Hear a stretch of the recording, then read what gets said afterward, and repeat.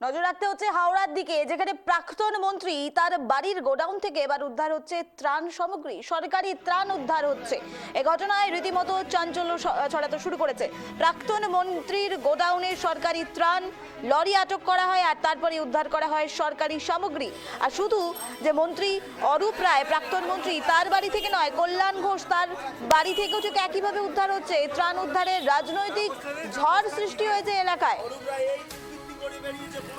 ভোটের ফল প্রকাশের পর একের পর এক চাঞ্চল্যকর অভিযোগ। আর এবার মধ্য হাওড়ার তৃণমূল বিধায়ক তথা প্রাক্তন মন্ত্রী অরূপ রায়ের গোডাউন থেকে উদ্ধার হলো এই ত্রাণ সামগ্রী।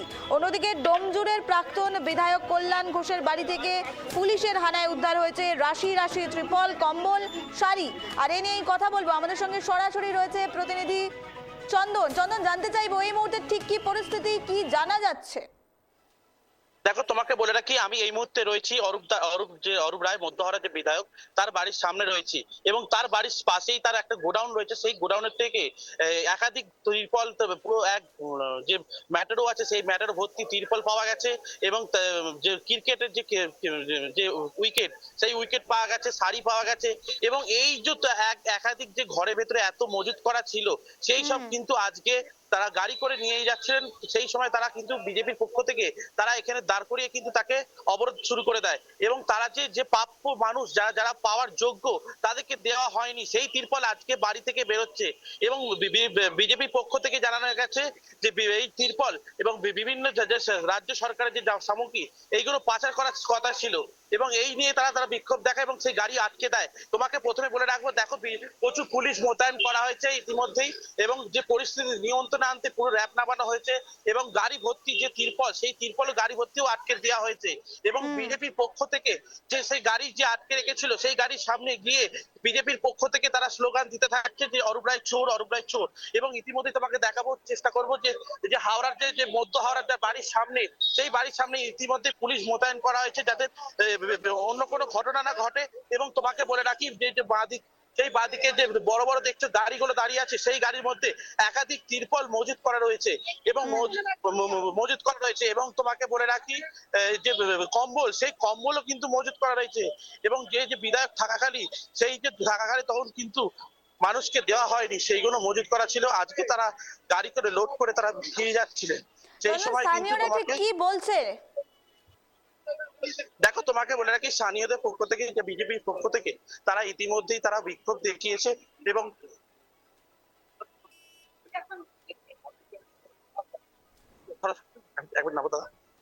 তোমাকে বলে রাখি, ইতিমধ্যেই এই যে মধ্য হাওড়ার যে তুহিনা ম্যাডাম, সেই ম্যাডাম রয়েছে। আচ্ছা দিদি, আজকে এই ত্রিপলগুলো কোথায় নিয়ে যাওয়া হচ্ছে? কোথায় নিয়ে যাওয়া হচ্ছিল সেটা আমরা জানি না, কিন্তু একটা জিনিস পরিষ্কার, শুধু ত্রিপল নয়, আপনারা হাইলাইট করছেন ত্রিপলকে বা কম্বলকে। ত্রিপল, কম্বল প্রান্তিক মানুষের যে সরকার থেকে প্রয়োজনীয় জিনিস দেওয়া হয়, সেই জিনিসের সাথে সাথে অসংখ্য শয়ে শয়ে উইকেটস এবং হকি স্টিক পাওয়া গেছে। এটা থেকে পরিষ্কার টিএমসির যে মন্ত্রী, প্রাক্তন মন্ত্রী এবং বিধায়ক বর্তমানে মধ্য হাওড়ার, তিনি মন্ত্রী বিধায়ক শ্রী অরূপ রায়, শৈলেন দাস ওয়ার্ড 28 এর প্রেসিডেন্ট, এবং আর শ্যামল মিত্র এক্স এমআইসি, এই তিনজনের সাগরেদ যারা আছে টিএমসির এখানে, সবাই মিলে এইগুলোকে স্টক করেছিল, গোডাউনে রেখেছিল। তার কারণ এরা ভেবে নিয়েছিল 4 তারিখে বিজেপি হারবে, এরা সরকারে আসবে, আর 2021-এর মতোই আবার নারকীয় সন্ত্রাস চালাবে বিজেপির কার্যকর্তাদের ওপর, যারা বিজেপিকে সমর্থন করে, এবং সাধারণ মানুষ হিসেবে যারা টিএমসি কে সমর্থন করেন না বলে তাদের ধারণা থাকবে, তাদের ওপর সেই দীর্ঘ সন্ত্রাস এরা চালিয়ে যাবে। তার জন্যই লাশ ফেলে দেবে এরা ঠিক করেছিল, এদের পরিকল্পনা ছিল। সেই পরিকল্পনা ভেস্তে যায় যখন বিজেপি সরকারে আসে, কিন্তু এগুলোকে পাচার করবে কোথায়? তাই আজকে হঠাৎ আমরা খবর পাই, এবং সঙ্গে সঙ্গে সবাই, এখানকার সাধারণ মানুষ পর্যন্ত এখানে আছেন, তারা সবাই আসি এবং দেখতে পাই একটা অদ্ভুত দৃশ্য, যেটা আমরা কল্পনাও করতে পারি না। বিভিন্ন গোডাউনের খবর আমরা পাচ্ছি। এই মুহূর্তে দেখুন, আমি আমার প্যাডে সেই কমপ্লেন পুলিশকে করব, যেখানে আমাদের কার্যকর্তা সাধারণ মানুষের সইও থাকবে। দেখো তোমাকে বলে রাখি ইতিমধ্যেই যে বিজেপির তরফ থেকে তারা কমপ্লেন লিখে হাওড়া থানায় প্রেস করবে এবং তোমাকে বলে রাখি যে গাড়ি করে তিরপল নিয়ে যাওয়া হচ্ছিল সেই গাড়ি ইতিমধ্যেই তারা আটক করেছে এবং তোমাকে সেই তিরপলের গাড়ি তোমাকে দেখানোর চেষ্টা করব। ইতিমধ্যেই দেখতে পাচ্ছ যে পুলিশ ভ্যানের পেছনে যে রয়েছে সেই পুলিশ ভ্যানের পেছনে কিন্তু একাধিক তিরপল মজুত করা রয়েছে, সেই তিরপলের গাড়ি তোমাকে সরাসরি দেখাচ্ছি। সেই তিরপলের গাড়ি দেখতে পাচ্ছ তুমি, তিরপল পুরো গাড়ি লোড করা রয়েছে, সেই তিরপল এখান থেকে বের করে নিয়ে যাওয়া হচ্ছিল। নিবেদিতা। চন্দন, আরো তোমার থেকে জানতে চাইবো, যেমনটা বিজেপি নেত্রী অভিযোগ করছেন যে এই হকি স্টিক গুলো নিয়ে আসা হয়েছিল, এই উইকেট গুলো নিয়ে আসা হয়েছিল, মজুদ রাখা হয়েছিল যাতে বিজেপি কর্মীদের উপরে হামলা চালানো হয়, এই কথাতে আরো কতটা সায় দিচ্ছে বিজেপি নেতৃত্বটা? আমি অনুরোধ করবো দর্শকদের সামনে তুলে ধরার জন্য ঠিক কি বলছেন তারা।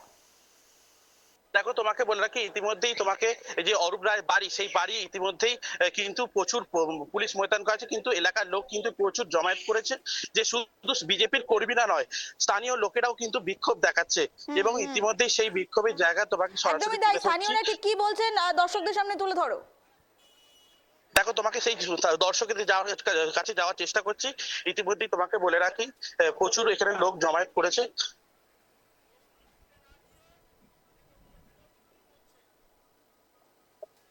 0956 বলুন।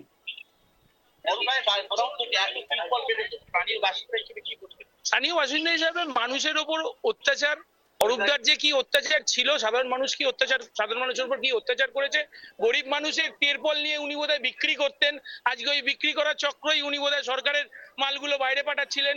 আজকে তো মাল বার করার কোনো দরকার ছিল না, উনি দেখেছিলেন হাওয়া ঠান্ডা হয়ে গেছে, সাধারণ মানুষ বিজেপি কর্মীরা রাস্তায় নেই, আমি মালগুলো বার করে, কালকে রাত্রির থেকে শুনলাম এলাকাবাসীর কাছ থেকে 3-4 গাড়ি এরকম লোডেড গাড়ি বার করে উনি নিয়ে গেছেন। উনি বোধহয় বিক্রি করে, ওনার কাঠ তো আর কাটমানি কেউ দিচ্ছেন না, উনি বিক্রি করে ওনার সংসার হয়তো চালাবেন, সেই ভেবেই উনি বিক্রি করার তাগিদে এইগুলোকে বার করেছিলেন। সরকারের অপচয় এবং সরকারের জিনিস নিয়ে উনি যে নয়ছয় করেছেন তছরূপ, এই তছরূপের দায় ওনাকে ইমিডিয়েট জেলে ঢোকানো উচিত। এখন তোমাকে বলে রাখি ইতিমধ্যেই যারা স্থানীয় বাসিন্দা তাদের ক্ষোভ তারা উপরে ধরে দিয়েছে এবং ইতিমধ্যেই প্রচুর পুলিশ মোতায়েন করা আছে তার বাড়ির সামনে, যেহেতু তিনি এখনো পর্যন্ত মধ্যহরার বিধায়ক রয়েছেন সেই জন্য কিন্তু এলাকায় পুলিশ মোতায়েন করা হয়েছে তার বাড়ির সামনে। নিবেদিত। বেশ, ধন্যবাদ চন্দন আমাদের সঙ্গে থাকার জন্য। যে খবরের দিকে নজর রাখছিলাম, প্রাক্তন মন্ত্রীর গোডাউনের সরকারি ত্রাণ সামগ্রী উদ্ধার হচ্ছে, আর শুধুমাত্র ত্রিপল কম্বল তা কিন্তু নয়, হকি স্টিক, উইকেট প্রত্যেকটি জিনিস উদ্ধার হচ্ছে। আর এতেই বিজেপি কর্মীরা ক্ষুব্ধ, স্থানীয় বাসিন্দারা ক্ষুব্ধ।